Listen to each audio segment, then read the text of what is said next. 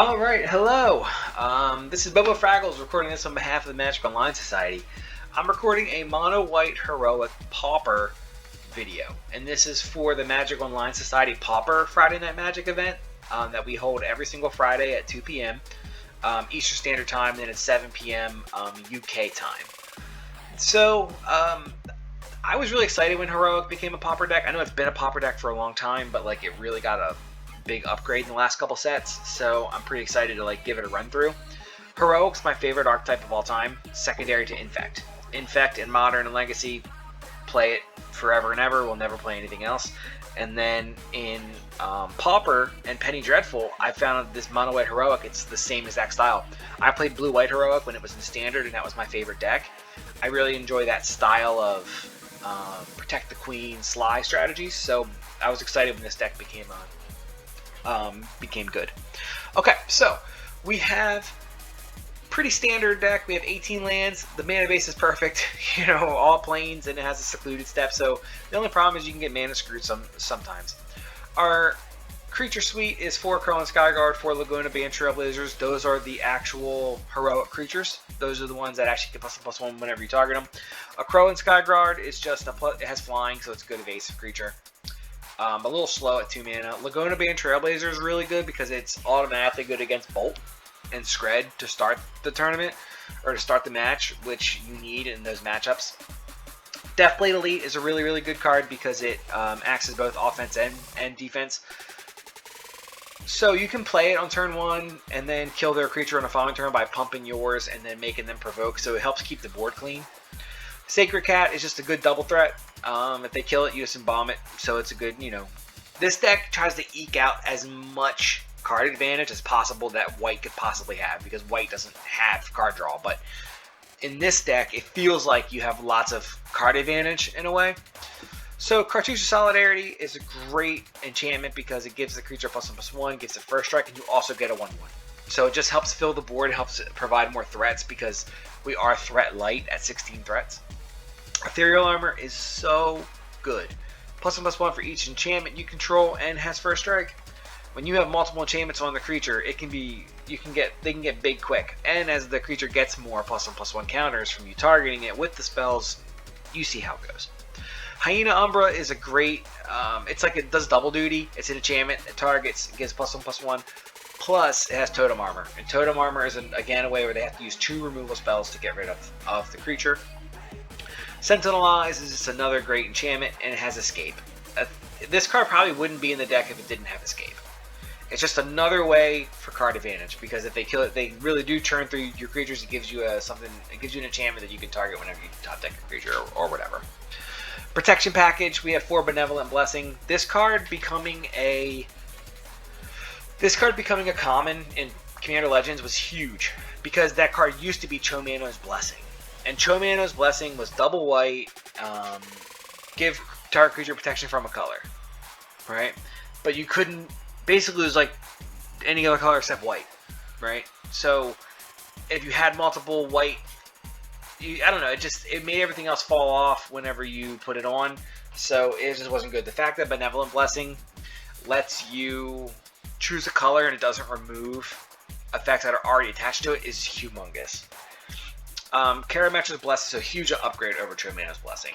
Karametra's Blessing is probably one of the greatest protection spells that exist. This used to be God's Willing, but this is like just so much better. It's offensive, it's defensive, it's just super, super good. And it doesn't even just make it protection from a color, it gives it hexproof, which is super, super good in these, like if there's ever like an artifact or something that you need to protect yourself from.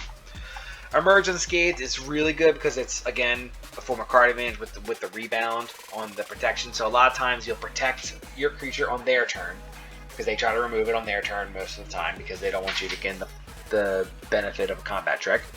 So then they flip it, and then you protect it on their turn. On your upkeep, you give it protection from the color, and it helps you force through damage. Our sideboard here. 3 Death Speaker is just a 1/1 protection from black. You just need that for like this super heavy black removal decks. Lifelink is super good against like burn, Also versus this new Storm deck, the Chatter, the Squirrel, whatever that Storm deck is. Your Heroic has two plans versus that. The first plan is to lifelink a creature and then race them. Right? It's fine if they get through, as if you're gaining that life back because your creatures are so big. Your second plan for them is Suture Priest. And Suture Priest states that whenever a creature enters the battlefield under an opponent's control, you may have that player lose 1 life. So if they do like the 18 to 20 creatures, they're going to lose the life in order to do it. Sometimes this isn't enough though. Sometimes, sometimes they just went on the turn 1 with like 10 and then they give it +2/+2, that whatever that card is. So it doesn't always work, but this combined with lifelink, and that's public enemy number 1 in Pauper right now, is that deck. And then Fairy Macabre just to help get rid of some graveyard things, mainly in, again, the Storm matchup, because if they try to Rite of Flame or whatever, you can get rid of the Rite of Flames, and they try to Cabal Ritual on the stack, remove 2, make it only give them 3 instead of 5. There's like little tricks that you can do with it. But so that's Mono White Heroic. We had a good time with this deck, and I hope you enjoy the following matches. We will see you then. All right.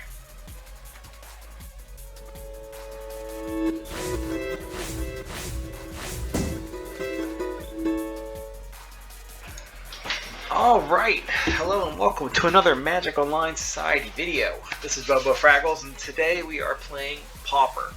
This event is actually from a week ago, but I'm recording it now, and we are going to do this awesome Pauper video. So I'm actually playing Mono White Heroic, which is one of my favorite archetypes ever. I played it in Standard, I play it currently in Penny Dreadful, and then I found out it's a Pauper deck. I got super excited, so I decided to run this through a Magic Online Society Pauper F&M. So let's see how this goes. I'm a big fan of Pauper in general. I just think it's like such a fun format. So again, this hand, we're starting off. This hand's pretty good. We have Sacred Cat and lifelink plus protection. A Crowan Skyguard plus protection. So we're good. All right, so let's see what happens. I forget exactly where. Okay, we're against.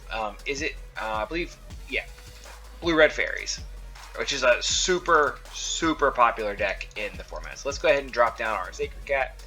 They play a Delver and a Ponder. This leaves me options to go ahead and get this Crowan Skyguard down now. So I attack for 1. Drop the Crowan Skyguard, and then we pass. They do not flip the Delver, which is really important for us, and then they find their red source.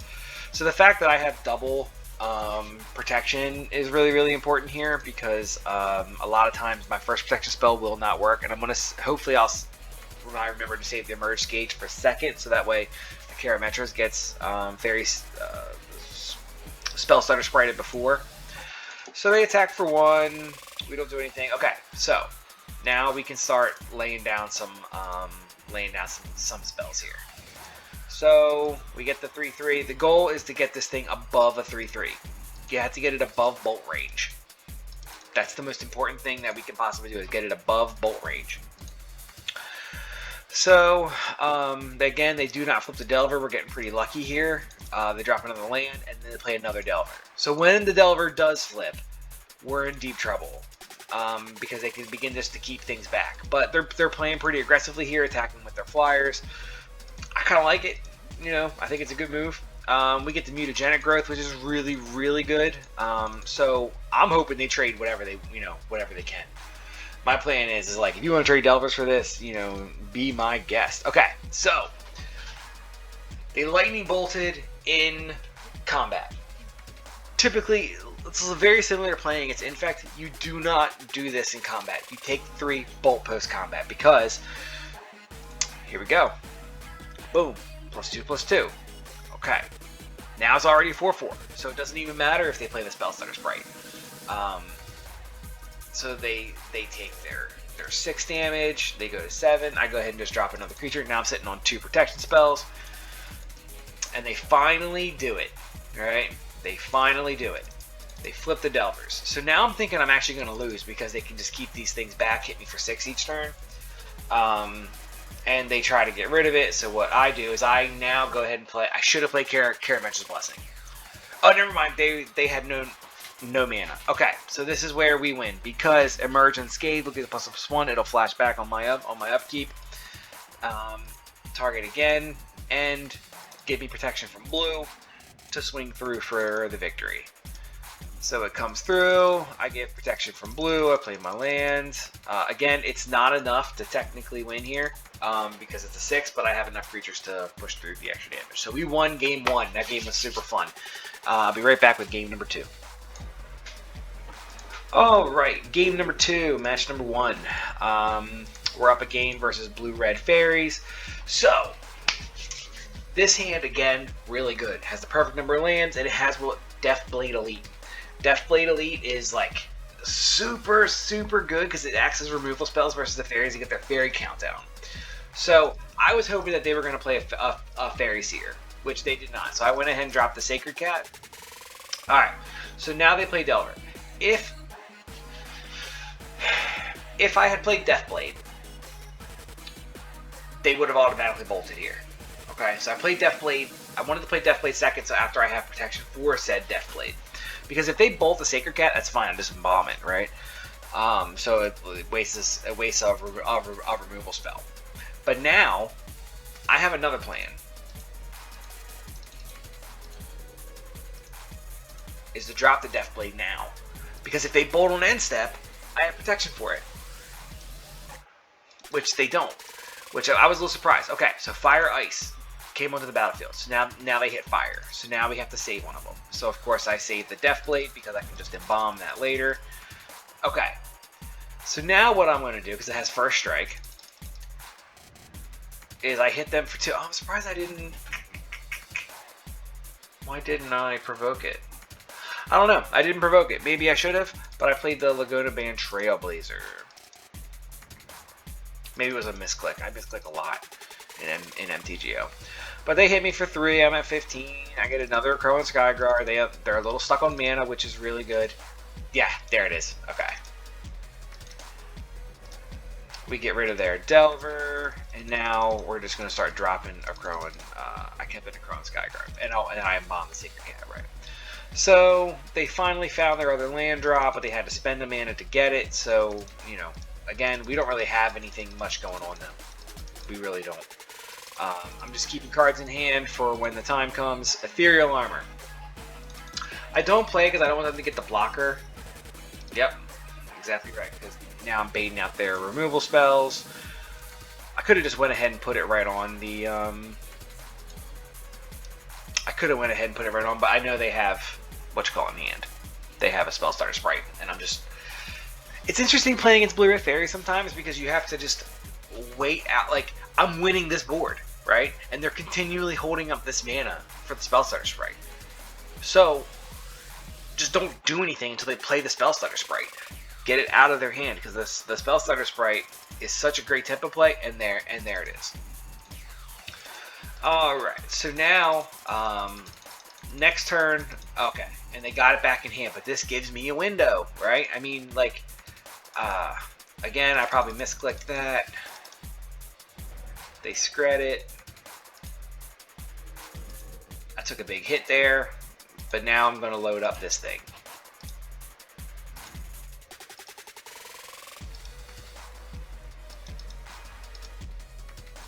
Yep, put that on there. It's a 6/6 flying. We have a blocker. Now, you might be asking yourself, why did I put everything on the Crow and Skyguard, not on the Laguna Band Trailblazer? And that's because I wanted to have a blocker for Ninja. Yep, play Deathblade. They're having a hard time beating the 6/6 flyer. Yep, we just hold, and we won. So, they got mana screwed, which is why we won that game. Laguna Band acted mainly as just as a blocker. I didn't really even get a chance to use it. There was a turn there that I really messed up, and I should have done something different, and I didn't. But, alright, we'll be back with round number 2 in just a minute.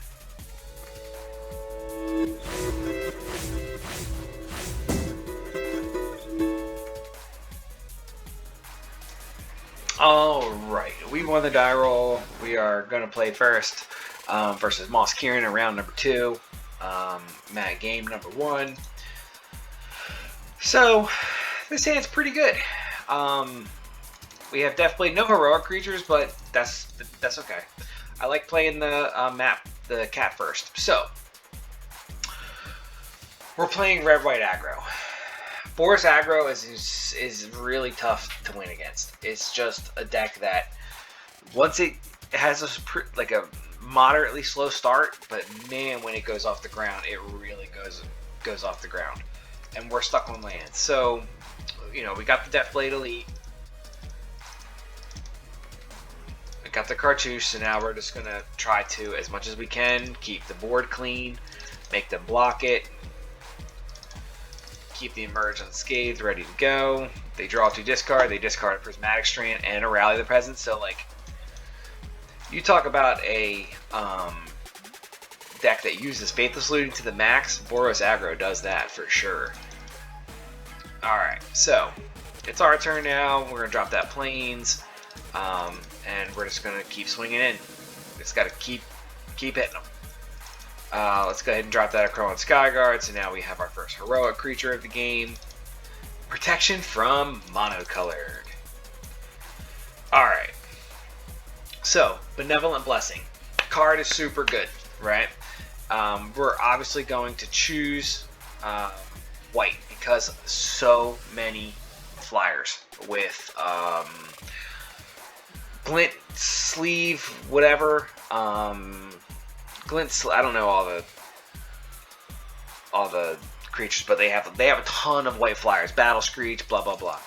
So I did this a little preemptively though, which I believe will come back to bite me. But yep, they play Squadron Hawk, they play Seeker of the Way.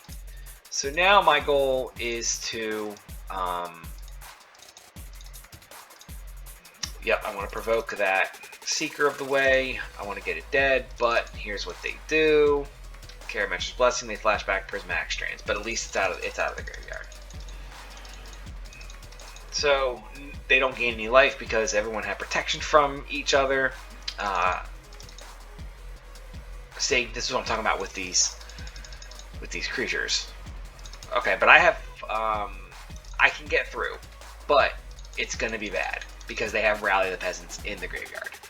So next turn I'm going to get smacked in the face for a lot, and they just gain their life back. So is it realistic for me to do 20 damage here when they're going to kill me on the crackback? No. So we ended this game right there. We're going to be right back with game number 2 in just... Alright, game number 2 of match number 2. I'm on the play here, and this hand is decent, right? I mean, it's got Deathblade, it's got Sacred Cat, it's got Sentinel's Eyes, like, you know, we're good. Again, I want to keep this board clean as much as possible. So I'm going to hit them for 1. I did not draw my other creature, so we're going to put that Laguna down. Alright, so they do their classic play. So I'm leaving it alone this time, and I'm actually just loading up my Laguna Band Trailblazer. They play Seeker of the Way, they play another state. So now I get Journey to Nowhere, still no land. So play the Sacred Cat. We're looking in pretty bad shape here. That was a mistake on their part. We talked about that after the match. So we get Ethereal Armor. So now we're like, okay, here we go. It's a 5/9. Let's go. They crack a Clue. They play a land. Battle Screech. All right. So this is where they start clogging the board, right? And again, another mistake on their part. We talked about it at the match. They said they didn't know what they were thinking. They just kind of did it. So we caught like a really big break here. We caught a really big break that Seeker of the Way died. I thought it was a trick when I first blocked it. You know, but anyway, we play the Deathblade. We're coming in with everything. They Prismatic Strands us. So now we know we have this Prismatic Strands to deal with for at least another turn. they're just not quite getting off the ground. Like, this is not typically the showing of that deck. So now they have 2 more Prismatic Strands in their graveyard. So, you know, we are in interesting shape here. They're definitely doing a good job of drawing out of it. We get rid of the Seeker of the Way because that's probably their best card. And again, they Prismatic Strands us. We knew that that was coming. I'm just trying to work my way through this. Okay, so they tried to kill the Chrome Skyguard. We in turn emerged unscathed, just because. Protection from white. Put the Ethereal Armor on that cat. We're just diversifying threats here. They do it again. We go ahead and play another Chrome Skyguard. They still don't do anything, so that's very interesting. I play another one. We just attack in. Play Ethereal Armor. They block. And they ended up conceding because they didn't have the win. But we got lucky. I mean, they should have crushed us, to be honest. We got lucky by them making them two mistakes. So, game number 3 coming up. Okay, game number 3. Match number 2. Mono White Heroic in Pauper. Okay, so this hand is interesting, right? I mean, we could really load up a Deathblade super early. I'm talking like turn 1, Deathblade, turn 2, Ethereal Armor, Hyena Humber, turn 3, Benevolent Blessing, naming white, right? Think about that. Like, this hand I got super excited about when I saw it for the first time. So they play a Mountain. So I play the Deathblade, and the only reason I played the Deathblade is because the Crone Skyguard, I drew it. Otherwise, I would have waited until I had a protection spell. But especially because they played Mountain, like that just tells me that, like, you know. So I go ahead and attack for 1 because now I'm going to play the Crone Skyguard and see where this ends up. Like, I want to see what threats. But then I screwed myself because I was not expecting a Fiery Cannonade. Just wasn't on my radar of a card to come across. But this is where I'm a luck sack, and my luck sackness drew me a Laguna Band Trailblazer. So sometimes you just have to get lucky off a big mistake. So now I'm putting this on it, I'm putting that on it, and you know, now we're pretty much good to go, right? So now I'm worried about Journey to Nowhere. Journey to Nowhere is the card that I think I lose to. And we're in a real standoff here, okay? Because he has protection from monocolored. But this is where Benevolent Blessing is going to shine, okay? And I give it protection from white. So it's a 10-14 protection from white. So it's a weird, like, protection from monocolored, but protection from white. They can't block each other, blah, blah, blah. And I no longer lose to... I no longer lose to Journey to Nowhere. And again, I'm totally fine with this. So all I gotta do is target it. So I just get rid of the Seeker of the Way, and they conceded. So I got lucky by drawing the Laguna Band. I should have loaded up that Acro and Skyguard earlier. Why I didn't, huge mistake. I just was not expecting Fiery Cannonade, as this was a card that was not necessarily on my radar to play against. But we won this game. Very, very fun game. And we're currently 2-0, and we're moving on to round number 3.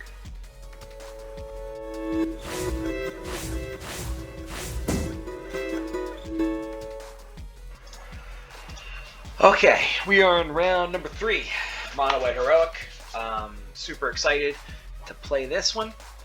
And here we're off to the races. Okay, this hand, no creature, little unfortunate.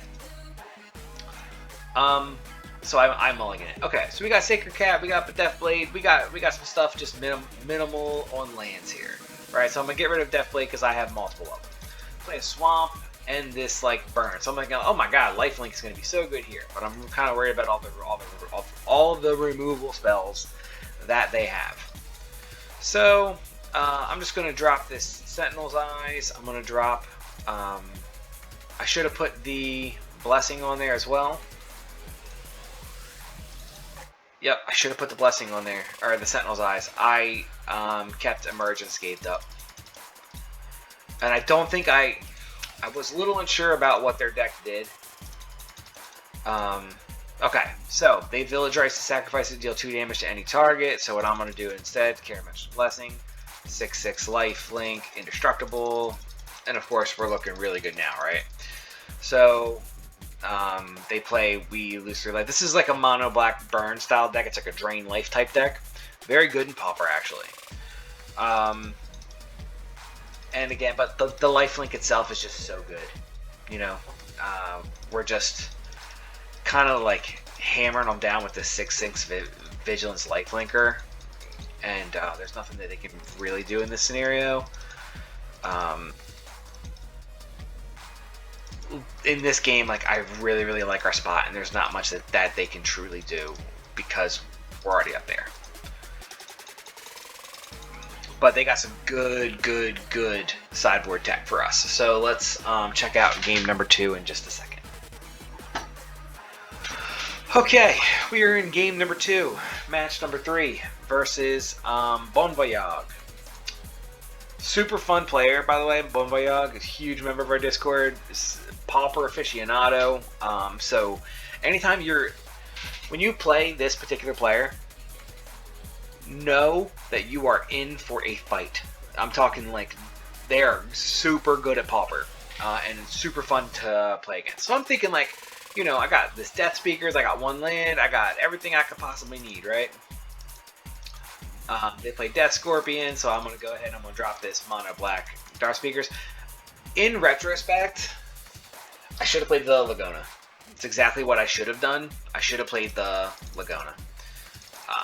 But I didn't. So, yep, I'm loading up this protection for black. Again, shouldn't have done that. I should have played the Laguna. Okay, so this card. Okay, starting with you, each player votes for death or torture. If death gets more votes, target player sacrifices a creature. Or each opponent sacrifices a creature. If torture gets more, or is tied, this opponent loses 4 life. So this card's a little interesting because if you don't understand it 100%, the will of the council can be a little complicated. So that's all I have to do. All I have to do is vote torture, and it automatically becomes a tie, and then I just lose 4 life, and I do not have to sacrifice the creature. So I opt to lose 4 life, right? He takes me to 3. So I take a damage, and I'm looking for lifelink here, right? I'm desperately looking for some lifelink of any kind, really, because I'm close to being dead. Return to swamp to hand. There we go. I got my lifelink, right? Perilous Mirror. I attack in. 2 damage to any target.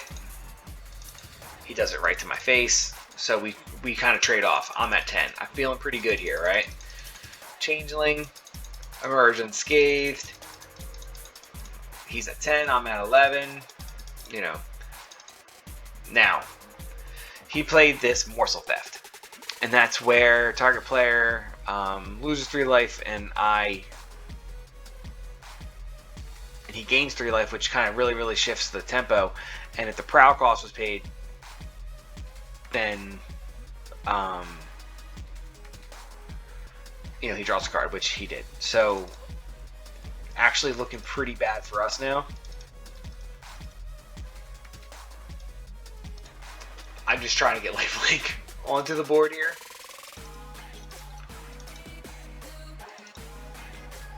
We don't gain life. So what I should have done as well, I should have cast Emerge Unscathed on the Sacred Cat, knowing that Village Rites was an option, right? I should have known that was an option, and what I should have done is played Emerge Unscathed to get through, to take me to 9, and then probably cast Karametra's Blessing to get me to 11. But instead, I dealt no combat damage, and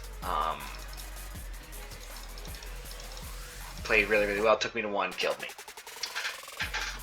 I don't know if I would have won if that, had happened, because then like Emerge Escape would have came back the following turn, and I would have won. So definitely should have played Emerge unscathed on the Sacred Cat, but it was a line that I didn't see at the time period. All right, we're back with game number 3 in just a second.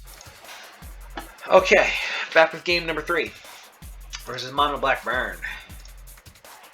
Okay, so again, we have the same problem as last time. No lifelink and 2 Death Speakers. So sometimes, and this is an interesting concept, this is a good learning tool, sometimes you can get baited by your sideboard cards, right? So I have to ask myself a question. How do I lose this game, right? I lose this game by getting drained for life really, really quickly, right? How do I stop that from happening? Have a lifelink creature, right? I brought in some lifelink cards from the sideboard. I should have been searching for them. Instead, I kept a 1-lander with 2 cards that baited me into keeping this hand. Right? I should not have done that. I got baited by my own deck, thinking like, okay, cool, I'm in the best shape ever. So, I take the 1, or he takes the 1. Perilous Mirror. So this is where I know that I'm in trouble, right? Because I can't even really attack. Perilous Mirror just like completely and totally blocks me, because it'd be a 2-for-1, right? And I can't have that. So any Village Rites or anything in this Benevolent Blessing and Emergence Gate are both like dead in my hand. And with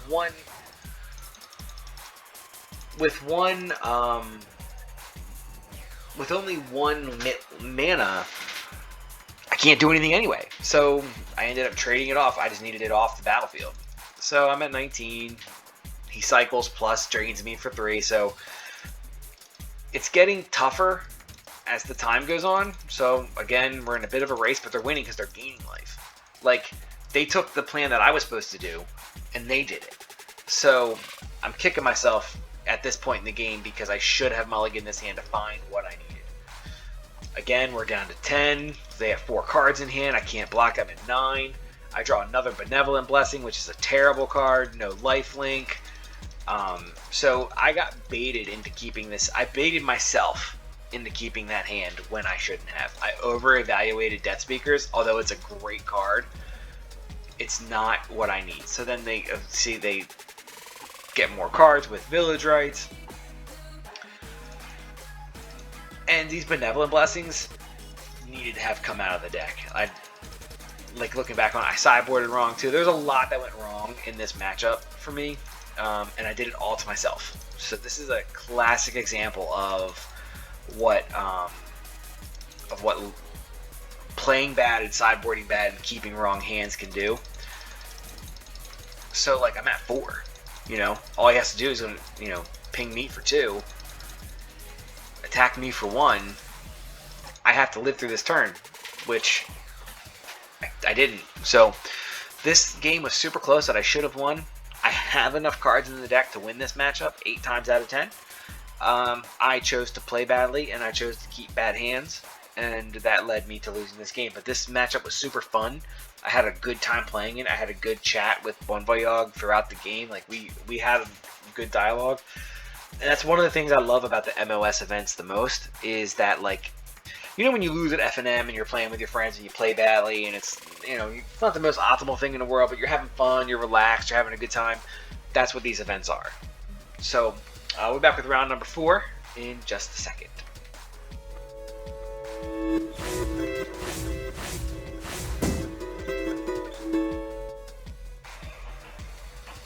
Okay, we are in round number 4 of the MOS Pauper FNM. So what we're doing here is we're playing Mono White Heroic, of course. So this hand is baller. This hand is real good. Laguna Band plus 3 cartouches. Woo! So this makes me this was on a mulligan. So I'm not afraid to play a turn 1 creature here, because Disfigure, Lightning Bolt, all these cards don't do anything, and if they happen to kill the creature, I have 3 1/1s as a backup. So, okay, so we know we're versus blue-red control, or I'm thinking fairies, right, at the time period. So I'm just going to load this Lagoda Man up because they can't beat that. You know, the only card they have for that is Echoing Truth. And I don't even know how many of times they play that. So this game ended that quickly because I put a Benevolent Blessing. Obviously, I'm going to name blue because I can't lose to red. And they conceded game number 1. So super quick, right? Super quick. We'll be back with game number 2. All right, so we're in game number 2 of match number 4, last round of the Pauper F&M. We're feeling pretty good about it. We're up a game, playing for the 3-1. Okay, this hand. I'm still thinking that we're versus fairies here, right?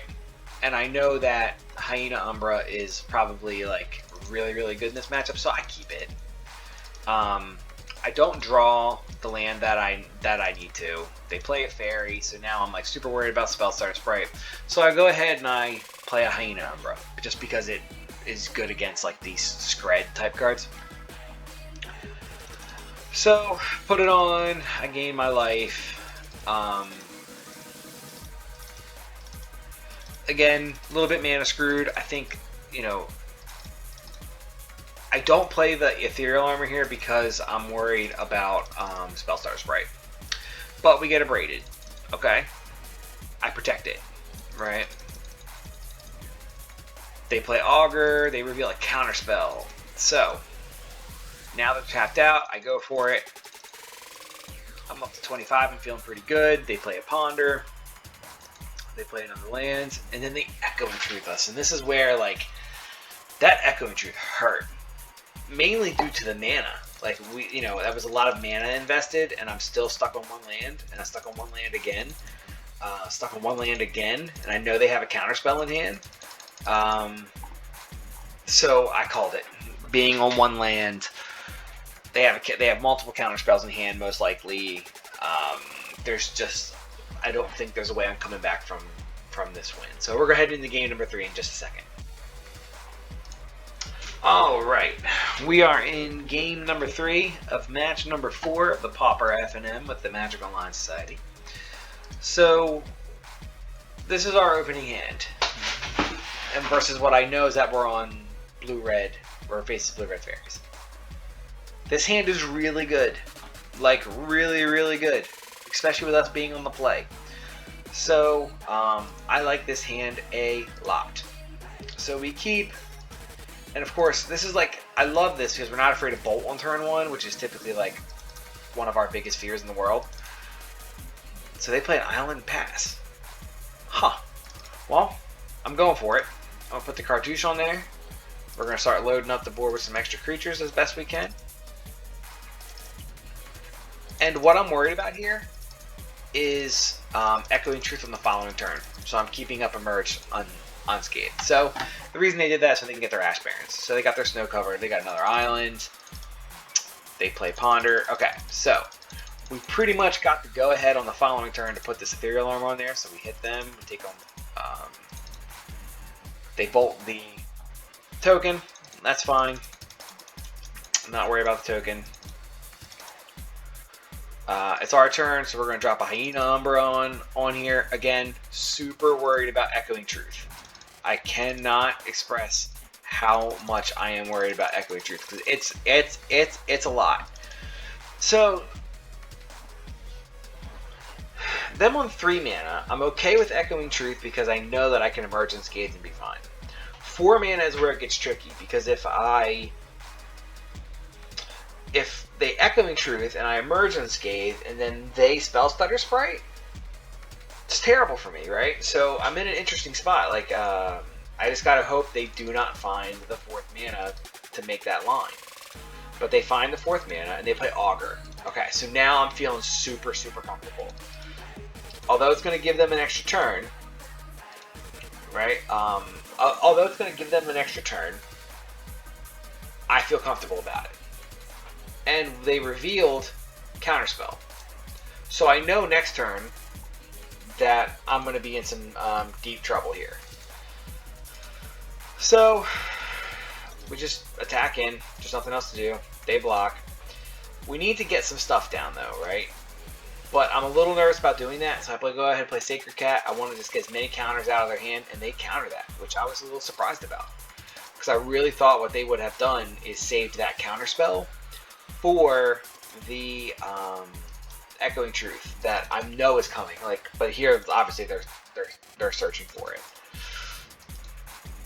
Preordain has been revealed. Again, they're just kind of like buying time.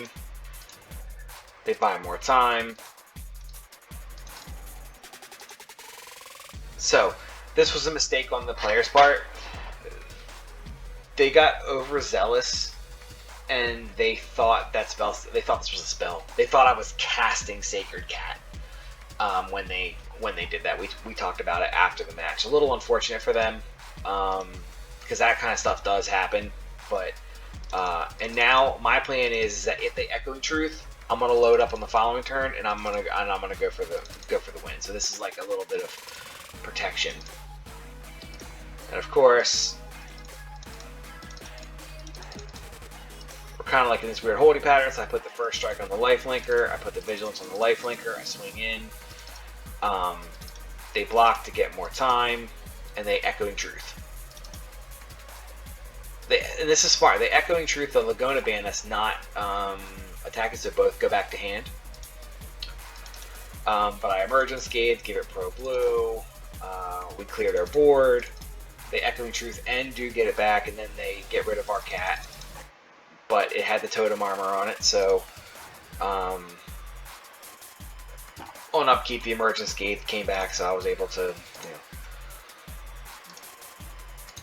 and we take them for 2. And we just drop it all back down again. They spell Starter Sprite it, which we knew was probably going to happen. And then we go ahead and put the Sentinel's Eyes back on the creature, and they didn't have anything for that. So, game number 2, as you can see the difference between having mana versus not having mana with an Echoing Truth. Although, like, I did lose some stuff. We just got lucky, But we ended up going 3-1 in this event, and we ended up taking first place, believe it or not, with 3-1. So we got really, really lucky. We had a good event, and I enjoyed it very, very, very much. Hopefully you enjoyed our content, and we will be providing more content in the future. So hope you enjoy. All right, bye.